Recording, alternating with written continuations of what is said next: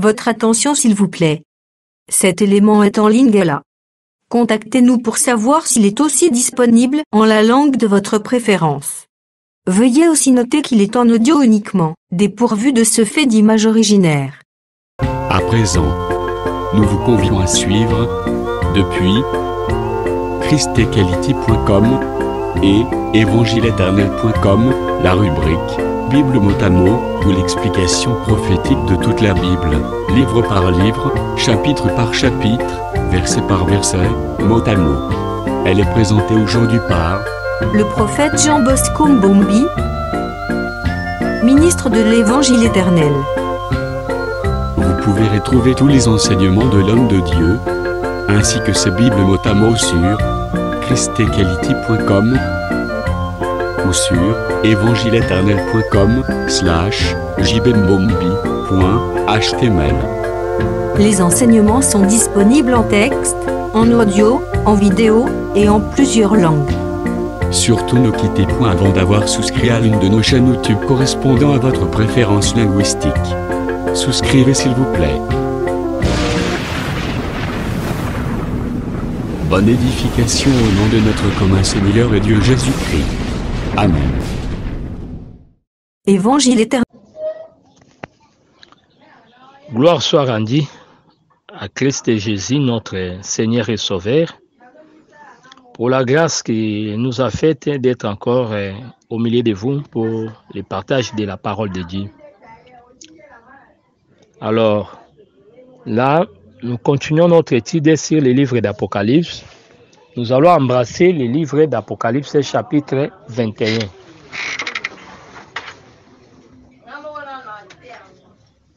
Donc, le chapitre 21. Apocalypse chapitre 21. Je commence par les premiers versets. Puis j'ai vu un nouveau ciel et une nouvelle terre, car les premiers ciels et la première terre avaient disparu, et la mer n'était plus.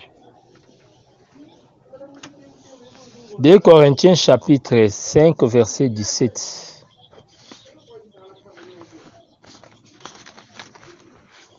Nous prenons cette lecture 2 Corinthiens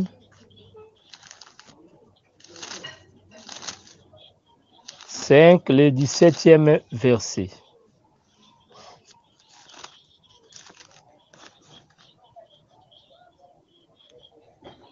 Si quelqu'un est en Christ, il est une nouvelle créature. Les choses anciennes sont passées, voici toutes les choses sont devenues nouvelles. Gloire au Seigneur. Lorsque les gens font la lecture des livres d'Apocalypse dans ces premiers versets, ils sont troublés par l'expression qui est là. Lorsqu'on présente la disparition du ciel et de la terre, très souvent les gens sont portés à dire que nous sommes dans l'éternité, nous ne sommes plus dans les temps.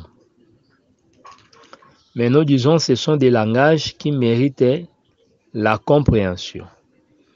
Donc il y a une corrélation entre les versets 1 et les versets 2. Il ne faut pas séparer ces deux pensées. Apocalypse 21, verset 2.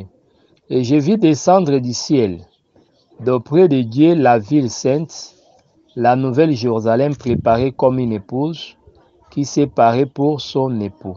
Merci. Cette pensée pour comprendre ça,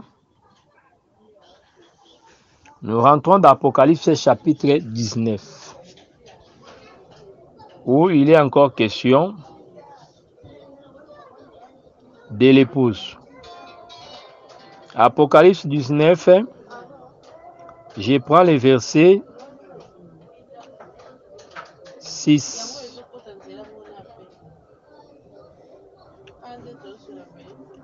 Et j'entendis comme une voix d'une foule nombreuse, comme un bruit de grosses eaux, et comme un bruit de fortes torrents tonnèrent, disant Alléluia, car le Seigneur notre Dieu Tout-Puissant est entré dans son règne. 7. Réjouissons-nous et soyons dans l'allégresse et donnons-lui gloire, car les noces de l'agneau sont venues, son épouse s'est préparée. Verset 8. Et lui a été donné de se vêtir d'un fin lin éclatant, pire, car les fins lins, ce sont les œuvres justes des saints. Merci beaucoup. Donc, quand vous voyez très bien, vous allez comprendre que ce que nous sommes en train de dire sont en corrélation avec les livres d'Apocalypse chapitre 21. Il est question de la Nouvelle Jérusalem.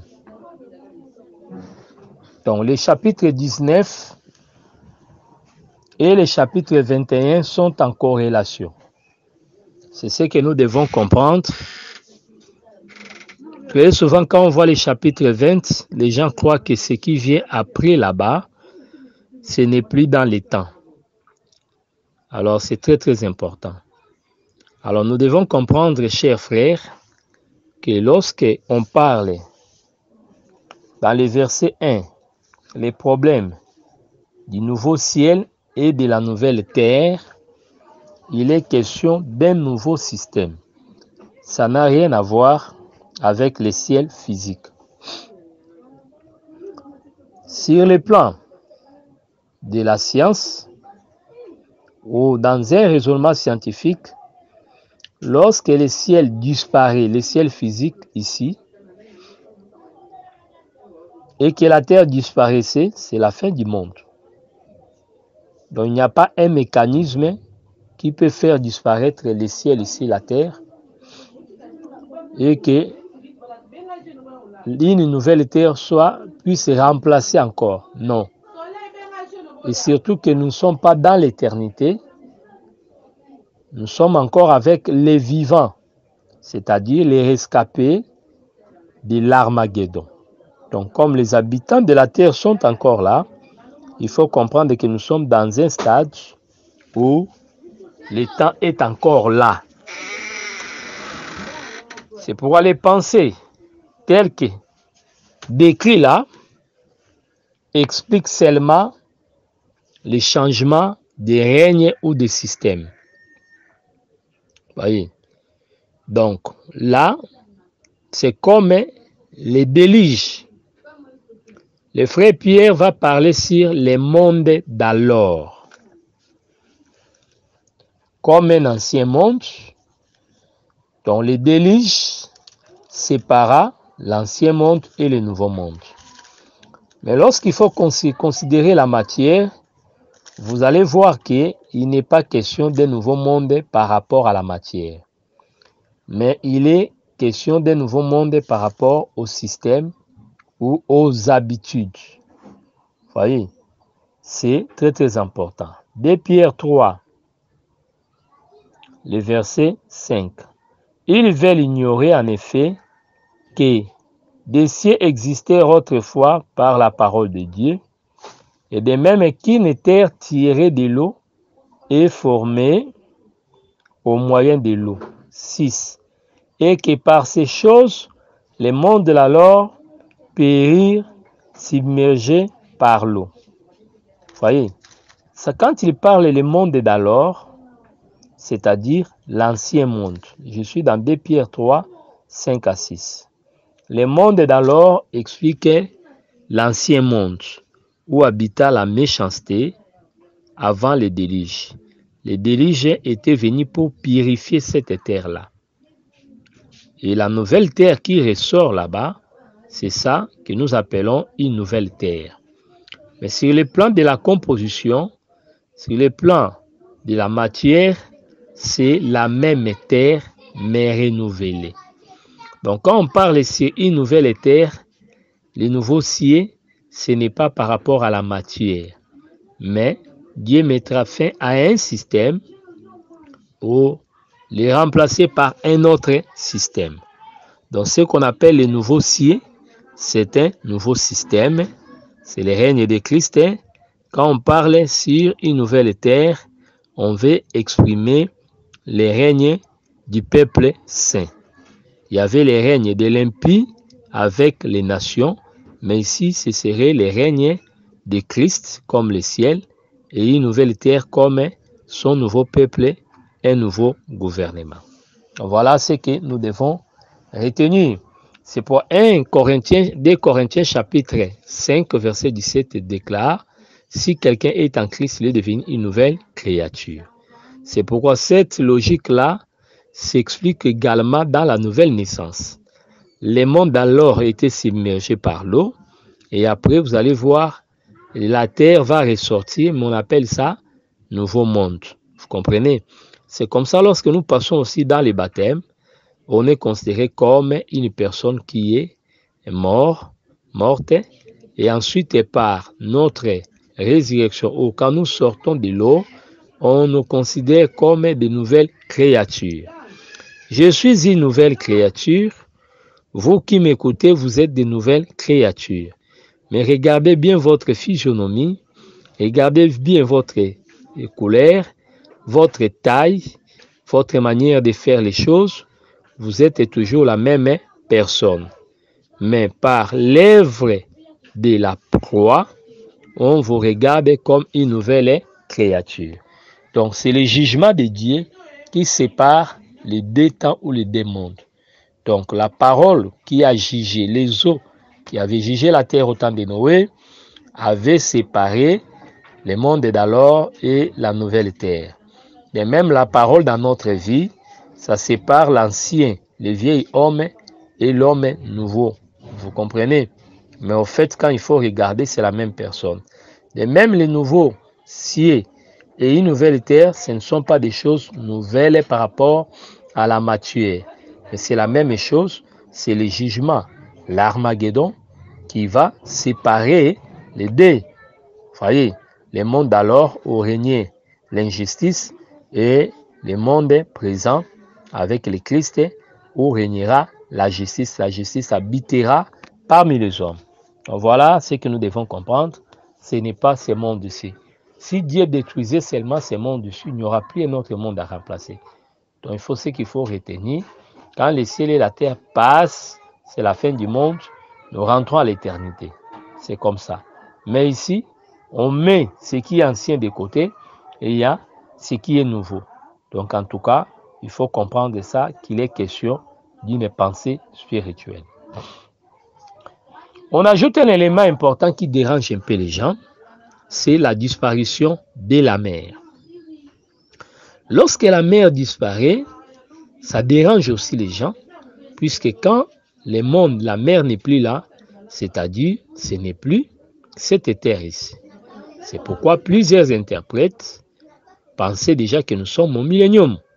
C'est pourquoi quelques pensées évoquées ici, vous allez voir même les frères Frank et Holt, ces patriarches, dans son livre Apocalypse, les livres scellés de 7 sceaux, si je ne m'abuse pas, il avait interprété comme ça. Dans les années 90, quand on lisait cet ouvrage, vous allez remarquer qu'il plaçait déjà les milléniums dans ce chapitre 21. Mais c'est aussi une erreur que beaucoup d'interprètes avaient commise. Donc voilà ce que nous devons retenir. C'est pourquoi le verset 1 ne doit pas être séparé du deuxième verset. Quand vous tombez dans le deuxième verset, c'est alors que vous allez comprendre que la pensée d'Apocalypse 19 sur la nouvelle Jérusalem reprend. Donc c'est très très important. C'est très très important. Donc c'est ce que nous devons comprendre et retenir. Alors qu'est-ce que nous appelons la disparition de la mer? Je prends le livre d'Apocalypse chapitre 13, les premiers versets.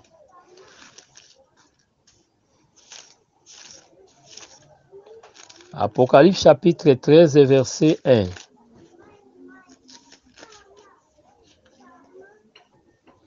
Puis je vis monter de la mer une bête qui avait 10 cornes et 7 têtes, et sur des cornes, 10 diadèmes, des cires des têtes, des noms, des blasphèmes. Daniel chapitre 7. Daniel chapitre 7, verset 1er.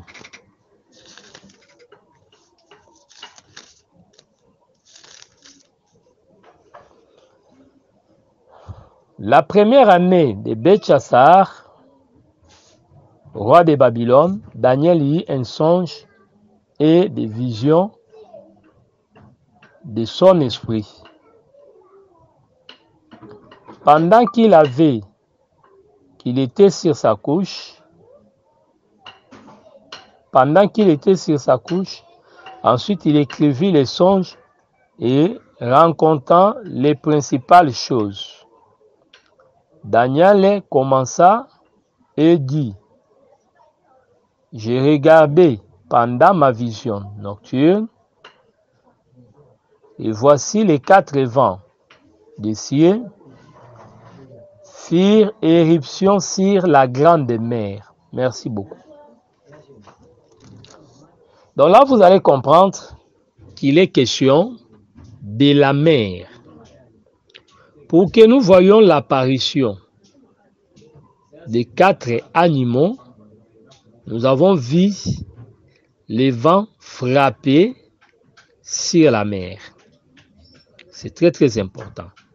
Et nous allons voir l'apparition de ces animaux. De l'autre côté maintenant, la Bible nous parle aussi que la chose se répéta aussi. Donc nous voyons la bête remonter de la mer. Nous comprenons par là que la puissance des nations, les empires des nations tirent leur origine de la mer.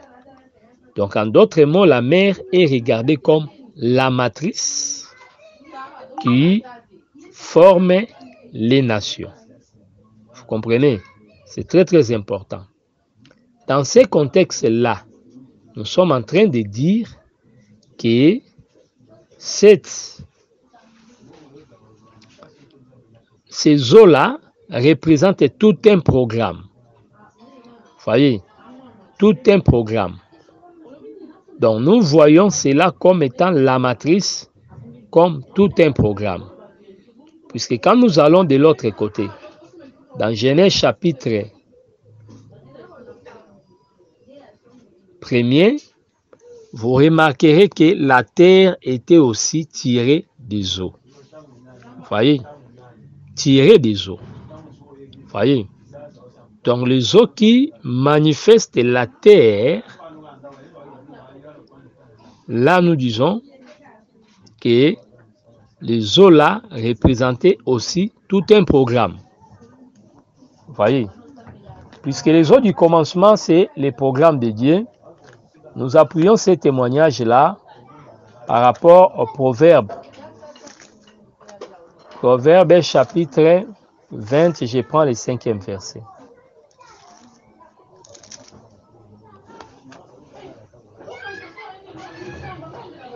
Proverbe chapitre 20, verset 5. Les bassins dans le cœur de l'homme sont des eaux profondes, mais l'homme intelligent sait y puiser.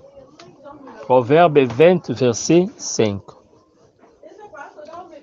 Comprenez que les eaux du commencement représentaient aussi les programmes de Dieu. C'est là où nous disons aussi que la mer aussi représente un programme des nations. C'est ces programmes-là de l'ennemi qui fait que les nations puissent exister et qui orientent la marche des nations. Lorsque vous voyez par exemple les guerres s'éclater sur la terre, vous allez voir que c'est la mer qui conçoit cela. Quand nous parlons sur les Illuminati, les grandes puissances, les grandes congrégation qui dirige le monde. Voyez, il représente aussi la mer. C'est très très important. Il représente aussi la mer. Voilà ce que nous devons comprendre. C'est très très important. Donc, c'est un programme qui part de la mer. Or, la mer là représente ces programmes-là. Donc, lorsque le gouvernement céleste va disparaître, lorsque les gouvernements de la terre vont disparaître, les programmes aussi disparaîtront. Donc, la pensée de l'ennemi, les desseins de l'ennemi, son programme va disparaître. C'est très très important. Donc, quand nous parlons de la terre comme tiré des eaux, c'est-à-dire un peuple qui ressort du programme de Dieu, la terre comme Christ qui sort de la prophétie, les eaux comme étant les prophètes, vous voyez. Donc, en fait, Christ sort des Écritures. Donc, les Écritures sont regardées comme les programmes de Dieu. Donc, ici, nous interprétons la mer comme étant les programmes de l'ennemi. Donc, son système va tomber, le gouvernement des nations, c'est-à-dire la terre, va disparaître, ainsi que la mer, son programme par rapport aux nations. Donc, voilà la pensée que nous devons retenir avec la disparition de la mer. Paix et grâce au nom du Seigneur Jésus-Christ. Alors, nous prenons le verset 3. Le verset 2 plutôt. Et je vis descendre du ciel, d'auprès de Dieu, la ville sainte, la nouvelle Jérusalem, préparée comme une épouse qui s'est parée pour son époux. Voyez. Et je vis descendre du ciel. Cette descente-là, c'est ça, la manifestation des enfants de Dieu. Selon Romains chapitre 8, et versets 19 à 23. Vous voyez, la terre qui souffre du douleur de l'enfantement attend la manifestation. Cette manifestation évoquée dans Romains 8, 19 à 23, manifestation des fils de Dieu va s'accomplir au millénium. Donc c'est au millénium que nous allons vivre cela. C'est très très important. Donc la descente de la ville, quelle est la compréhension spirituelle de la ville? Puisque nous parlons des choses spirituelles en employant le langage spirituel. Donc lorsque Paul parlait, il faisait recours à un langage spirituel. Vous voyez, donc il faut les choses pour le langage spirituel pour les choses spirituelles. Donc quand Jean parlait, ce sont des visions, vous voyez, qui méritent de l'interprétation. Mais écoutez très bien ce que dit le verset 2. J'ai vu descendre du ciel auprès de Dieu la ville sainte. Vous voyez, on explique cette ville sainte, la nouvelle Jérusalem, préparée comme une épouse. Donc la nouvelle Jérusalem, on la compare. Donc on est en train d'établir une comparaison avec l'épouse. C'est pourquoi nous disons que la nouvelle Jérusalem comme une ville, ce n'est pas une cité construite comme ça, que les gens peuvent palper du doigt, entrer là-bas. Non. La nouvelle Jérusalem, c'est une pensée spirituelle. Mais on explique ça comme l'épouse, voyez, puisque Matthieu chapitre 5, 14 dit, vous êtes comme une ville. Voyez, ils ont un peu cette pensée. Lorsqu'on va toucher Apocalypse 22, nous allons comprendre ça. Apocalypse, commençons d'abord dans Matthieu 5.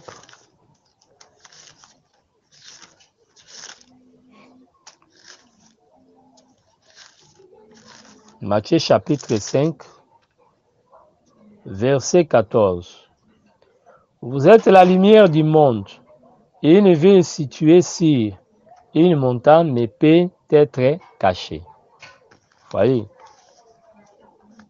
c'est très très clair. On parle d'abord que nous sommes la lumière. Après, on dira une ville située sur la montagne. Cette ville-là, on fait toujours allusion au peuple de Dieu que nous sommes. Voyez? Donc, quand on parle de la ville, on fait mention de la montagne. Voyez? C'est là où nous disons que la nouvelle Jérusalem représente seulement tout un peuple. Donc, voilà ce que nous devons retenir. Apocalypse 21, verset 10. Et il me transporta en esprit sur une grande et haute montagne. Et il me montra la ville sainte Jérusalem qui descendait du ciel d'auprès de Dieu, ayant la gloire de Dieu. Apocalypse 21, verset 10. On explique clairement que cette ville était sur une autre montagne. C'est ça la pensée de Matthieu 5, 14. Donc cette ville-là, c'est tout un peuple. Quand vous prenez Éphésiens chapitre 2, verset 6, on dit « Nous sommes assis avec lui dans les lieux célestes ». Les lieux célestes, c'est ça la montagne. Donc nous sommes assis avec lui dans les lieux célestes. Maintenant, quand les temps seront là, la manifestation, là, nous allons descendre. J'ai vu descendre. Vous voyez? Donc cette ville n'est pas une ville comme ça, construite avec du bois, avec des briques. Mais cette ville ici, ce n'est pas une construction physique, mais c'est tout un peuple que nous appelons l'Église. Donc voilà pourquoi on dit préparer comme une épouse. Donc on compare la ville à une épouse. Or l'épouse, c'est bien nous. Il faut rentrer dans Apocalypse 19, verset 6 jusqu'au verset 9. Donc ça concerne l'Église, le peuple de Dieu. Alors on avance. Apocalypse chapitre 21, verset 3. J'entendis du trône une forte voix qui disait, « Voici le tabernacle de Dieu avec les hommes, il habitera avec eux, et ils seront son peuple, et Dieu lui-même sera avec eux. » Alors,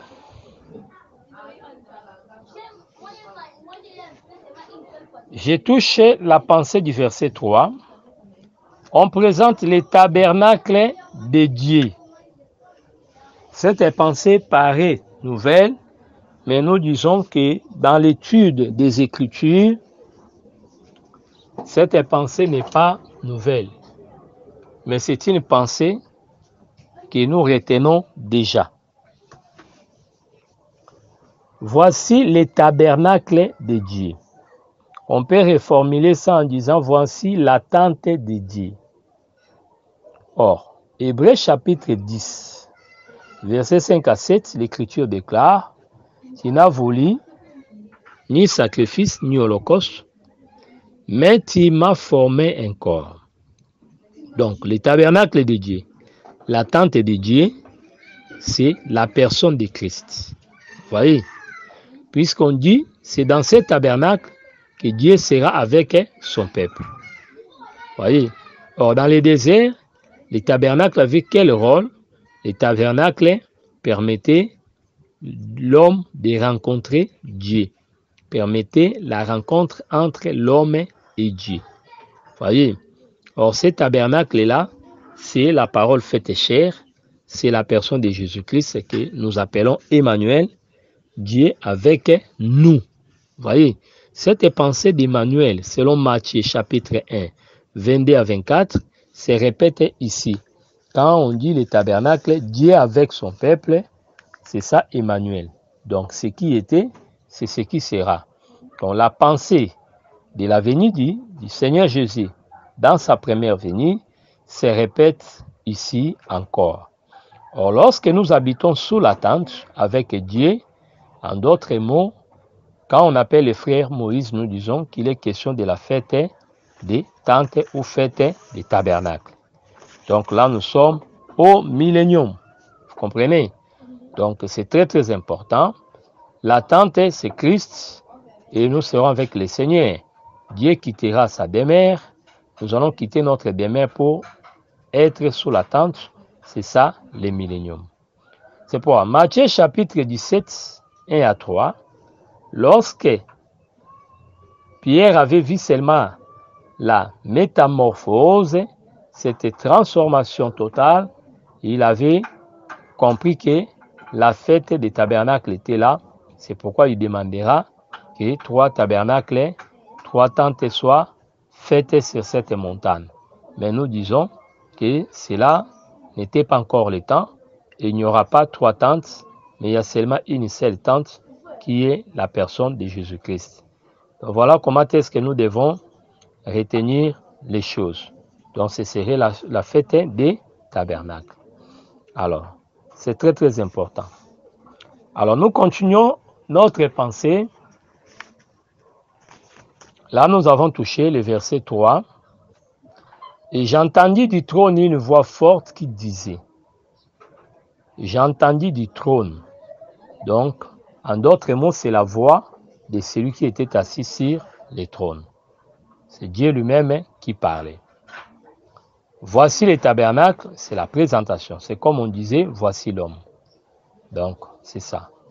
4. Il essuiera toutes les larmes et leurs yeux, de leurs yeux. Et la mort ne sera plus.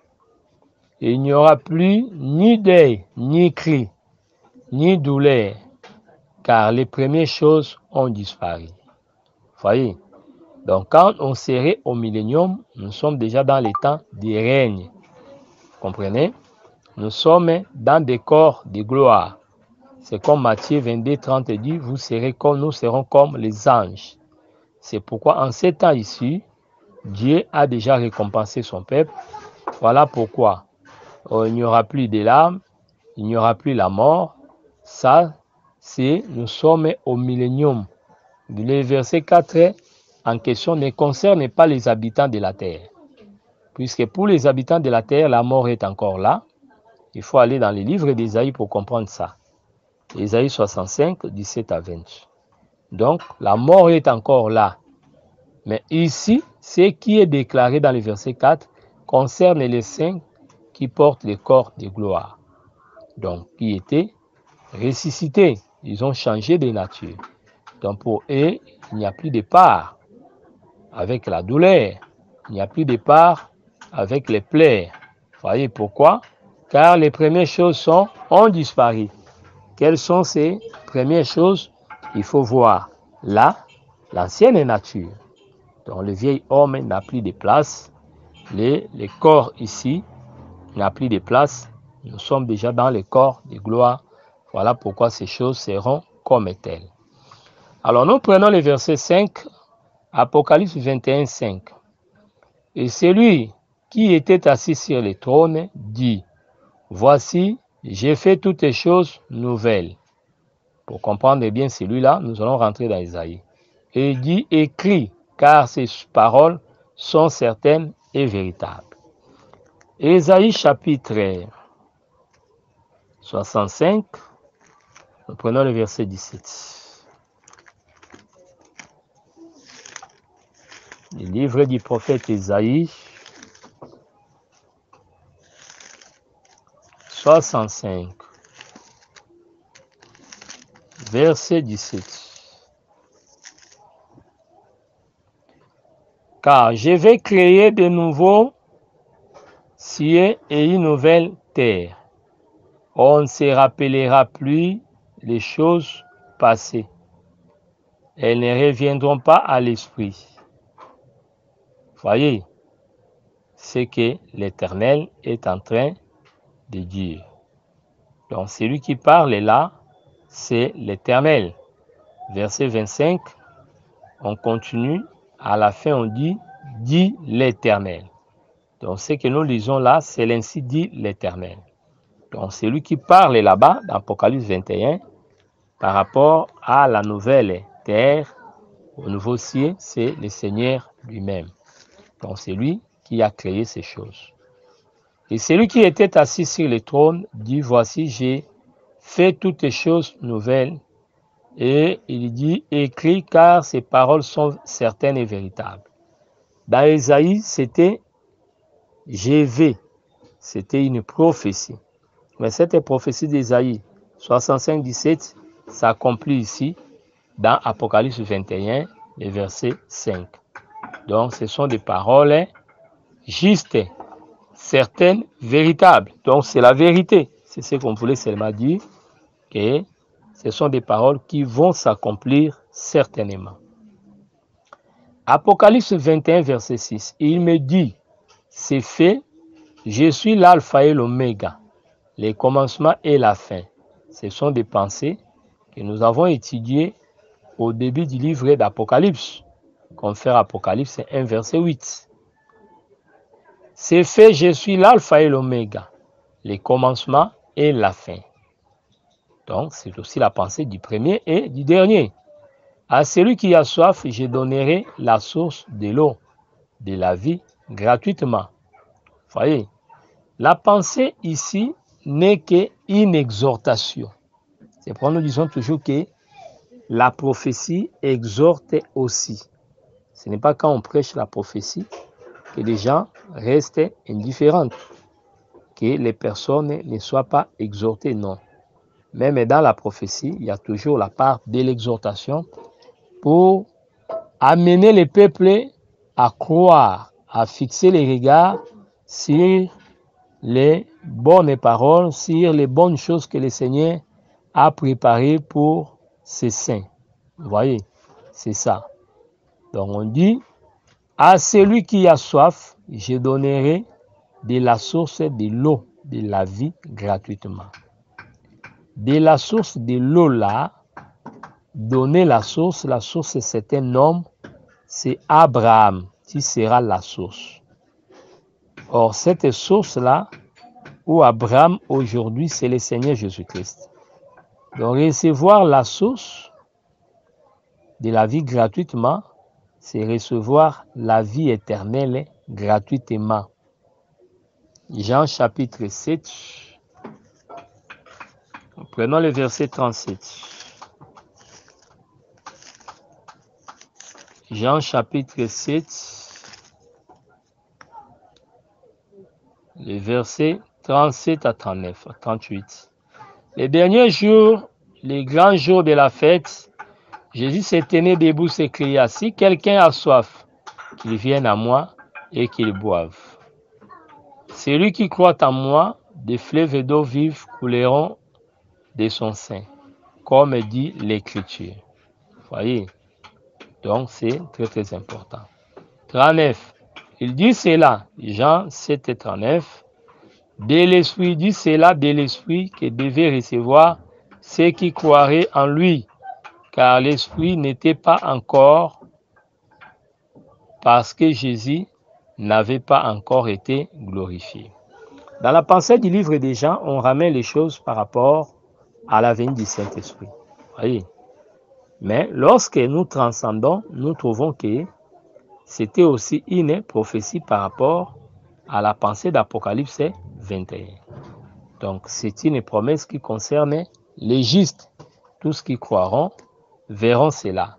Donc, nous avons déjà expérimenté la première portion en recevant le Saint-Esprit, mais cette portion qui reste des sources de la vie gratuitement, là, ça concerne la vie éternelle pour vivre éternellement, puisque nous avons la parole éternelle en nous.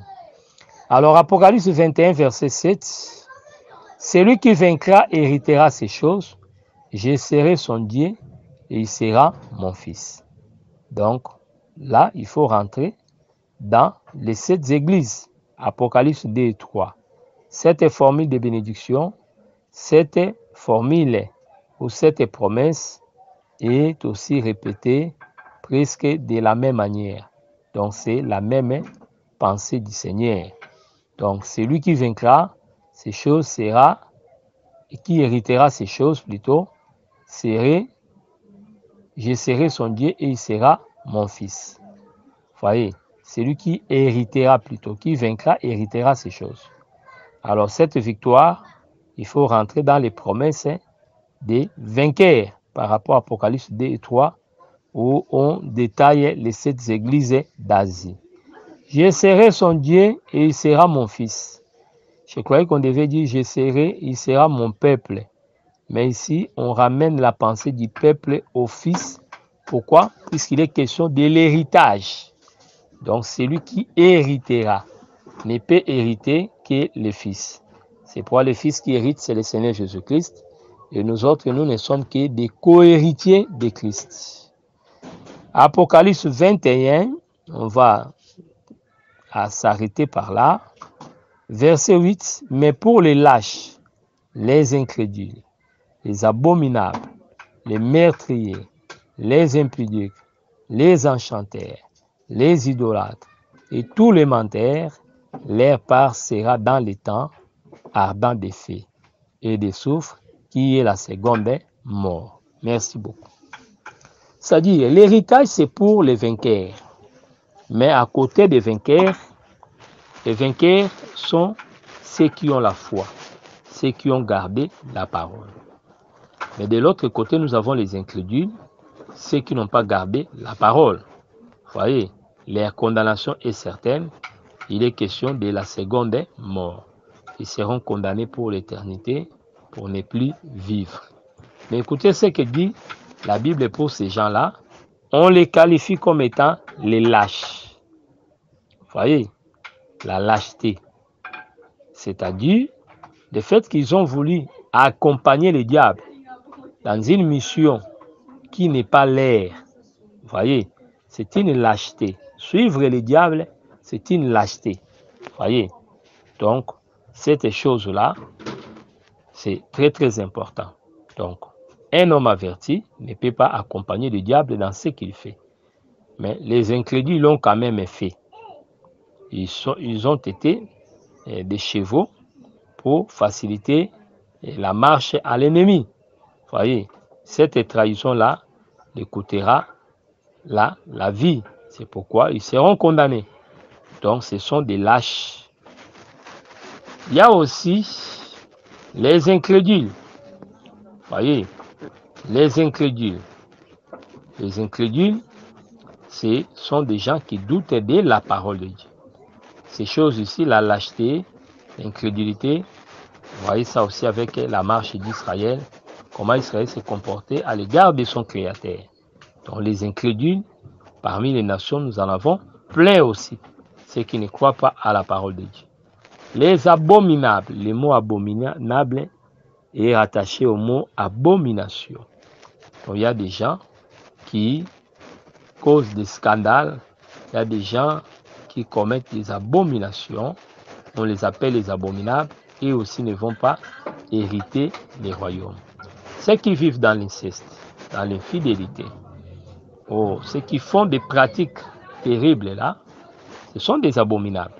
Donc souvenez-vous des abominations de la grande Babylone. Donc les abominables, ceux qui seront avec cette femme, avec son vin, ils seront aussi comptés comme étant les abominables. Les meurtriers, ici, il y en a plein. Tous ceux qui organisent les guerres, ils sont là. Donc, plus le sang est répandu, plus ils ont intérêt dans ce qu'ils font comme un commerce illicite.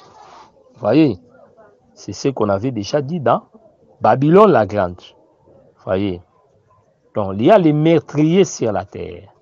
Ceux qui tuent, vous voyez, qui commettent des délits, des choses graves.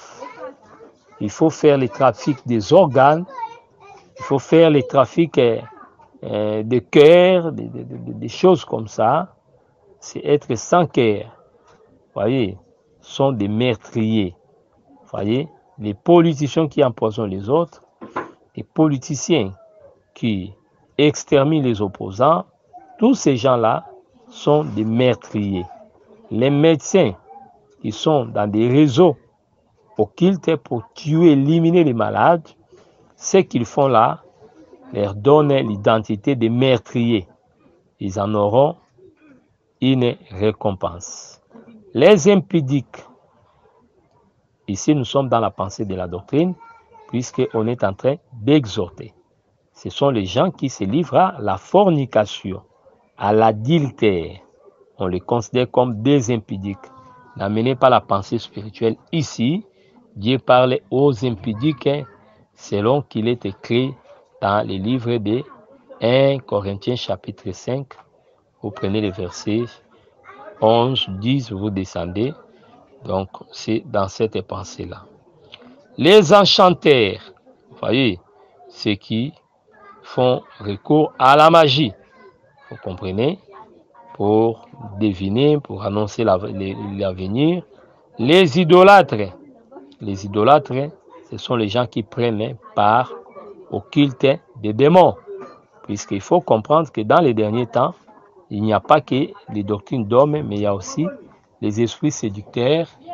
Donc là, je vois les idolâtres. Ceux qui fréquentent des faux cultes sont des idolâtres. Ici, nous allons dire qu'ils sont pleins. Puisque beaucoup de gens croient servir les dieux véritables, mais ils sont dans l'idolâtrie. Donc là, tous ceux qui fréquentent des fausses religions sont des idolâtres. Et tous les menteurs, vous voyez, dans ces groupes de menteurs, il y a les politiciens, il y a les faux prédicateurs qui disent des mensonges. Tout ce qu'ils disent comme mensonges font qu'ils soient des menteurs. Tous ceux qui confessent aussi la fausse doctrine, pour Dieu, ce sont des menteurs, dont leur part sera dans les temps des faits. Donc voilà ce que nous devons retenir. Et cette liste n'est pas complète. Donc il y a beaucoup d'éléments qui manquent que vous pouvez aussi trouver dans Apocalypse 22. Donc voilà ce que nous devons retenir. Là, c'est un avertissement du Seigneur pour que nous restons sur les bons chemins, qu'on ne connaisse pas l'égarement. On y reviendra pour continuer avec les 9e versets. Que Yehoshua HaMashiach vous bénisse. C'était bien moi, votre frère, le prophète Jean Bosco, Église des Saints de Massine à 3, Kinshasa, RDC. Mon contact, c'est plus 243 89 541 88 90. Plus 243 541 88 90. Suivez-nous toujours dans évangile-éternel.com. Nous sommes là pour emmagasiner pour vous la manne cachée. Posez toutes les questions. Ce numéro est connecté à WhatsApp. Nous sommes là pour vous répondre. Que le Seigneur Jésus-Christ vous bénisse. Nous avons besoin de votre assistance. Assistez vos prédicateurs que nous sommes. Assistez notre site et invitez les autres. Faites la publicité de notre site puisque nous sommes au temps de la connaissance. Que Yehoshua HaMashiach vous bénisse. Merci d'avoir suivi ce message et que Jésus-Christ vous bénisse. Si vous avez une question à l'intention de l'homme de Dieu, si vous voulez que l'homme de Dieu prie pour vous, si vous voulez vous confier à l'homme de Dieu, ou si vous voulez tout simplement bénir l'homme de Dieu, contactez-le directement si ses coordonnées sont disponibles depuis sa page. Sinon, contactez-nous et nous lui transmettrons vos préoccupations. N'oubliez pas de faire un tour à notre page évangélisation pour voir en quoi vous pouvez vous rendre utile à Christ par cette œuvre. Que Dieu vous bénisse tous. Amen. ChristQuality.com. Les cieux en un clic de la souris. Évangile-éternel.com. Le site de l'Évangile éternel. Christ et Quality Fondation, équilibrer la manne ramassée dans le désert de sorte que chacun ait un numère.